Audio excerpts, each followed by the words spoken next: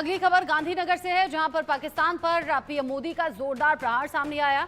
आतंकवाद के कांटे को निकाल कर रहेंगे, प्रधानमंत्री ने एक बार फिर से साफ कर दिया। प्रधानमंत्री ने कहा, कांटा चुभता है तो पूरे शरीर को दर्द होता है। पहले ही मुजाहिदों को मार देते तो ये दिन नहीं आता। आतंक के कांटे को निकाल फेंका है और आगे भी आतंक पर चोट करते रहेंगे। प्रधानमंत्री नरेंद्र मोदी चूंकि गुजरात के दौरे पर हैं और ऐसे में बड़ी बात कहते हुए पाकिस्तान तक सीधा संदेश पहुंचा दिया और आतंकवाद को एक कांटे से तुलना की है। ये कहा कि जब कांटा चुभता है तो पूरे शरीर को दर्द होता है, इसीलिए आतंक के कांटे को निकाल फेंका और आगे भी ये कार्रवाई होगी। उन्होंने कहा, पहले ही मुजाहिदों को मार देते तो ये दिन नहीं आते। यानी पहलगाम में हुई आतंकी घटना, फिर उसका बाद में जवाबी कार्रवाई करते हुए ऑपरेशन सिंदूर का लॉन्च करना, इन सभी बातों का जिक्र पीएम मोदी के इस भाषण में सुनाई दिया। शरीर कितना ही स्वस्थ क्यों न हो, लेकिन अगर एक कांटा चुभता है तो पूरा शरीर परेशान रहता है। अब हमने तय कर लिया है, उस कांटे को निकाल के रहेंगे। सिंधु जल संधि पर भी प्रधानमंत्री मोदी ने बात कही। सिंधु जल संधि पर अभी कुछ ज्यादा नहीं किया है, ये प्रधानमंत्री ने बताया। साथ ही कहा कि सिर्फ डैम की सफाई से ही पाकिस्तान में बाढ़ आ गई। सिंधु जल संधि से देशवासियों को हक का पानी नहीं मिला। सिंधु जल संधि भारत के हितों के खिलाफ थी। प्रधानमंत्री नरेंद्र मोदी ने यह साफ कर दिया कि अभी तो शुरुआत भर है। सिंधु जल संधि भारत के खिलाफ थी, हितों के खिलाफ थी। ऐसे में प्रधानमंत्री नरेंद्र मोदी ने अपने भाषण में इस संधि का भी जिक्र किया और पाकिस्तान को आईना दिखाया। देश को कैसे बर्बाद किया गया है। 1960 में जो इंडस वाटर ट्रीटी हुई है, अगर उसकी बारीकी में जाएंगे तो आप चौंक जाएंगे। यहां तक तय हुआ है उसमें कि जो जम्मू कश्मीर की अन्य नदियों पर डैम बने हैं, उन डैम का सफाई का काम नहीं किया जाएगा, डिसिल्टिंग नहीं किया जाएगा।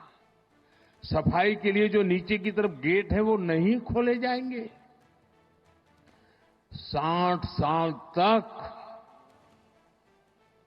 ये गेट नहीं खोले गए और जिसमें 100% पानी भरना चाहिए था, धीरे धीरे इसकी कैपेसिटी कम हो गई, 2%, 3% रह गया।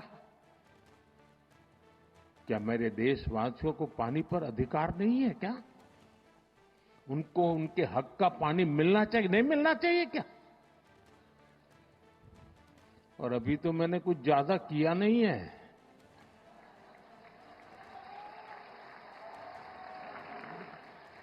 अभी तो हमने कहा है कि हमने इसको एबेंस में रखा है, वहां पसीना छूट रहा है।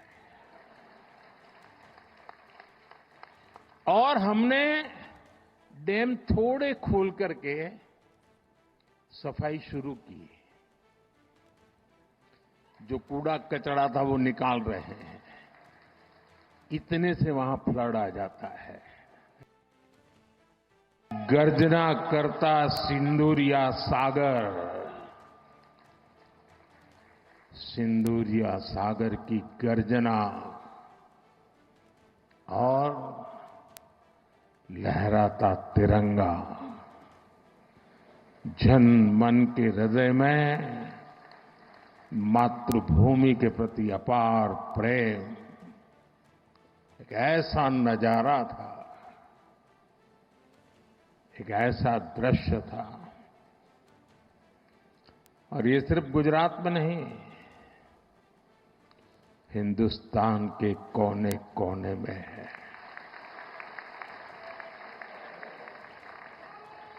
हर हिंदुस्तानी के दिल में है।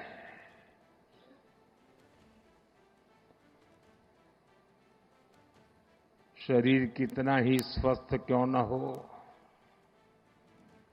लेकिन अगर एक कांटा चुभता है तो पूरा शरीर परेशान रहता है। अब हमने तय कर लिया है उस कांटे को निकाल के रहेंगे।